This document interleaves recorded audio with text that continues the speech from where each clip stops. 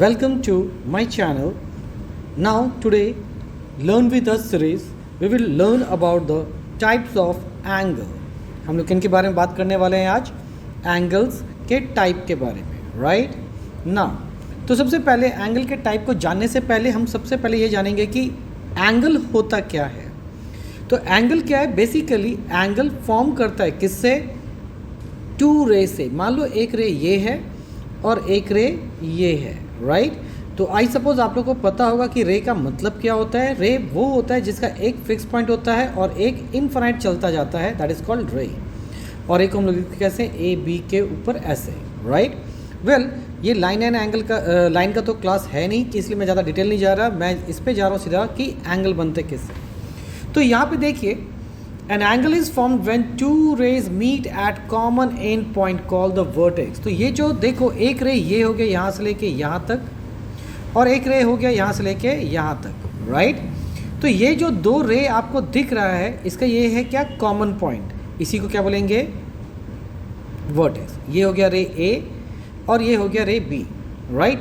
तो अगर मान लिया इसको हम लिखते हैं ओ ए बी, तो एंगल को रिप्रेजेंट कैसे करेंगे? या तो आप सिंपली लिख दीजिए angle O is equal to, इस केस में ये कितना हो जाएगा? 30 डिग्री। या फिर अगर हम दूसरे पैटर्न में लिखें तो हम लिख सकते हैं angle AOB and angle BOA। अब क्वेश्चन ये है कि लिखते समय हमें ध्यान क्या रखना है? जहाँ पे एंगल बनेगा वो पार्ट रहता है सेंटर में। जैसे AO और OB के बीच में कौन है? O, जहाँ पे क्या बना हमारा? एंगल। BO और OA के बीच में भी क्या है? एंगल O, मतलब O पॉइंट है जो कि जहाँ पे क्या बन रहा है? हमारा एंगल बन रहा है। तो हम ये कह सकते हैं कि यहाँ पर हमारा जो भी एंगल बनता है वो पार्ट कहाँ रहेगा? सेंटर में। तो देखिए हमारा एक पार्ट क्या है, वापस एक बार लिख के दिखाते हैं, OA विच इज़ अ रे, ठीक है? तो OA, लेकिन एंगल कहाँ पे बना है? O पे, इसलिए O को यहाँ रखेंगे। फिर O से B तक, तो BOA भी एक एंगल बन गया। तो this is how we can represent an angle. Now angle को जब भी हम लोग मेजर करते हैं वो किससे करते हैं? डिग्री से। किससे करते हैं? डिग्री से। तो represent the amount of rotation from one रे टू अनदर। तो यानी कि मान लो एक रे ये है और इसी के ऊपर और एक रे है, राइट? तो ये जितना रोटेट करेगा उसको हम लोग किस फॉर्मेट में लिखते हैं? डिग्री के फॉर्मेट्स में। क्या आपको पता है कि डिग्री से छोटा यूनिट क्या होता है? तो जैसे छोटा डिग्री होता है मिनट और उससे छोटा यूनिट होता है सेकेंड। तो अगर मुझे लिखना है एक डिग्री जिसमें मिनट भी हो सेकेंड में हो, लाइक 40 डिग्री 30 मिनट 40 सेकेंड, तो ये एक है एंगल का रिप्रेजेंटेशन।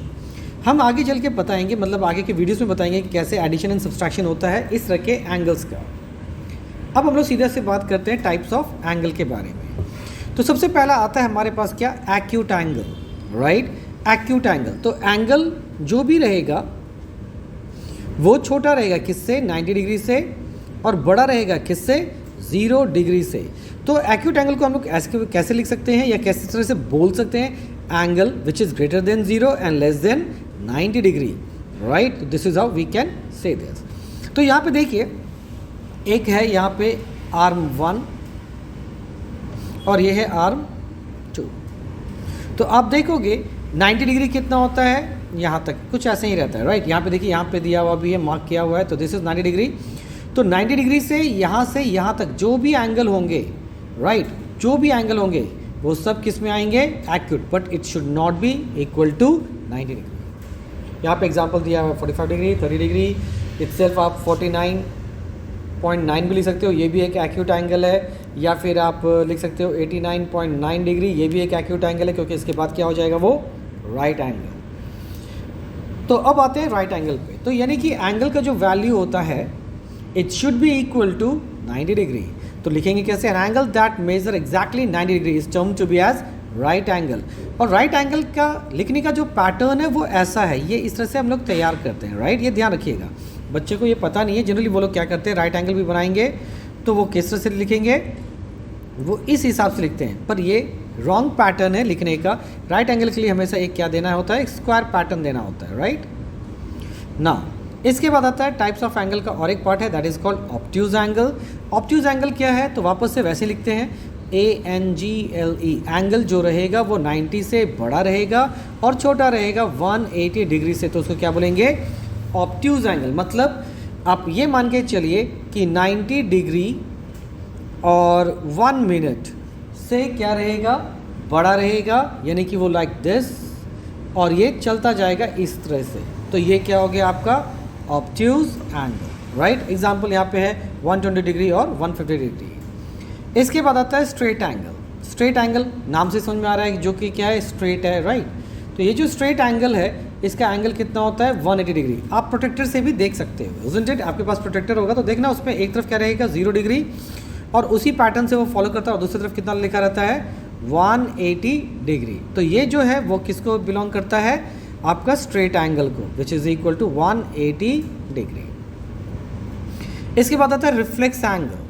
देखिए रिफ्लेक्स एंगल जो है बेसिकली एंगल जो होगा वो बड़ा रहता है किससे? 180 डिग्री से, और छोटा रहेगा किससे? 360 डिग्री से, तो उसको क्या बोलेंगे? Reflex angle. तो मान के चलिए आपका ये है A, B और C, तो इसको लिखने का पैटर्न क्या होता है ये समझिए। तो अगर मैं लिखता हूँ एंगल ABC, तो वो कौन सा एंगल हो जाएगा? वो ये पार्ट को रिप्रेजेंट करेगा।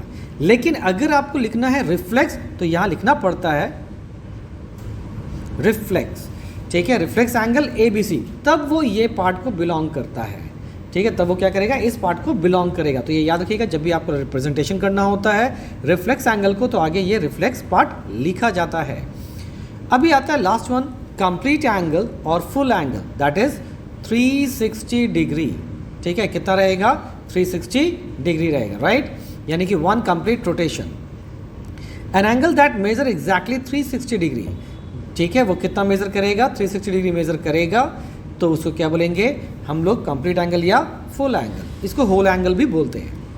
अब यहाँ पे कुछ स्पेशल टाइप के एंगल है जिसको हम समझेंगे, that is called complementary angle. क्या बोलेंगे? Complementary angle. तो देखो कोई भी दो एंगल का सम अगर वो 90 डिग्री हो जाए, ठीक है, वो क्या हो जाए? 90 डिग्री हो जाए, तो उसको क्या बोलेंगे? Complementary angle. क्या बोलना है? Complementary angle. तो यहाँ पे देखिए 30 डिग्री प्लस 90 डिग्री कितना होता है? सॉरी 30 डिग्री प्लस 60 डिग्री कितना होगा? 90 डिग्री होगा। तो 30 degree complementary to 60 and 60 complementary to 30 degree. ये ध्यान रखिएगा, 30 complementary to 60 and 60 complementary to 30। तो जो एंगल होते हैं वो एक दूसरे के कॉम्प्लीमेंट्री एंगल होते हैं।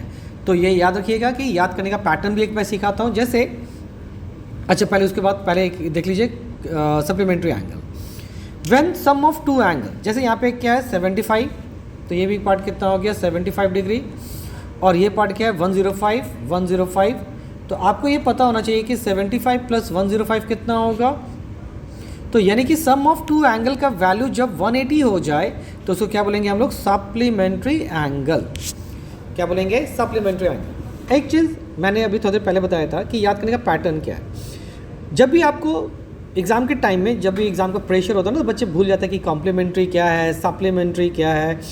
ऑन दैट पर्टिकुलर कंडीशन आप क्या याद कीजिएगा? ABCD and dot dot dot. तो ABC पहले आया और C फॉर कॉम्प्लीमेंट्री, राइट। अब ये सोचो 90 पहले आता है कि 180 पहले आता है? तो ऑब्वियसली 90 पहले आता है, तो कॉम्प्लीमेंट्री टर्म्स जो भी है 90। तो ये याद रखने का तरीका है ताकि जो बच्चों के एग्ज़ाम के टाइम पे जब बच्चों का प्रेशर बढ़ जाता है दे फॉरगॉट, तो इसीलिए पहले याद कीजिएगा ABC फॉर कॉम्प्लीमेंट्री, और 90 भी पहले आता है 180 से, so complementary is equal to 90 degree. इसके बाद आता है एक एडजेसेंट एंगल। देखिए एडजेसेंट एंगल में बच्चों को बहुत ज़्यादा कन्फ्यूजन होता है। इसमें क्या है, देखिए सिंपल सा वे आपको समझना क्या है, two angle that share the common side. वैसा एंगल जो कोई भी दो एंगल जो कि क्या करे, एक साइड कॉमन शेयर करे। जैसे देखो ये एक क्या है, साइड है, राइट। इस पे ये भी आर्म तैयार हुआ, इसी साइड पे ये आर्म तैयार हुआ। तो ये जो साइड है यानी कि A और B, इनको क्या बोलेंगे हम लोग? कॉमन साइड, या फिर common arm for this angle and this angle. तो ये दोनों जो एंगल होंगे उनको क्या बोलेंगे? Adjacent angle. क्या बोलेंगे? Adjacent angle. तो यहाँ तो पैरेललोग्राम की प्रॉपर्टी हम बता नहीं रहे, जस्ट हम लोग समझा रहे हैं कि एडजेसेंट एंगल है क्या। अब वैसे ही सिमिलरली इस आर्म का ये अगर कॉमन आर्म हम लेते हैं तो इसमें कौन कौन सा एंगल बन रहा है, एक ये इस आर्म पे बन रहा है और एक इस ये बन रहा है, राइट। तो ये दोनों भी क्या हो जाएगा, एडजेसेंट एंगल। तो ए बी ये हो गया सी और ये डी।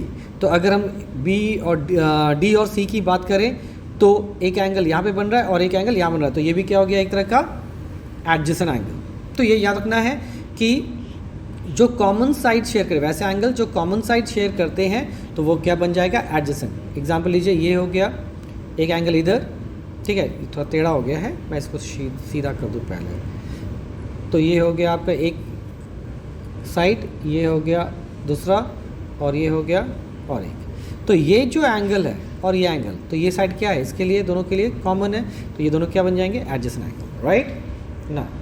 सो फार यहाँ पे देखिए एक क्विक रिव्यू करते हैं। ये 90 से छोटा है तो एक्यूट, ये एग्जैक्टली 90 है तो राइट, ये है ऐसा तो ये हो गया ऑब्ट्यूज। फिर ये क्या है, देखिए यहाँ पे स्टेपलर है, ये इधर गया ये इधर है, तो ये कितना हो गया आपका, स्ट्रेट एंगल। अभी ये क्या एक क्लॉक जैसा बनाया गया है, ठीक है, तो ये प्लम पुडिंग मॉडल लग रहा है केमिस्ट्री का। तो यहाँ से लेके ये पूरा रोटेट करेगा तो ये कितना हो जाएगा, फुल रेवोल्यूशन, यानी कि कंप्लीट एंगल। फिर यहाँ देखिए ये जो है, ये जो पार्ट है, ये क्या हो गया आपका, रिफ्लेक्स एंगल, ठीक है। Thank you very much, candy like share and follow my channel and make comment if you have any doubt.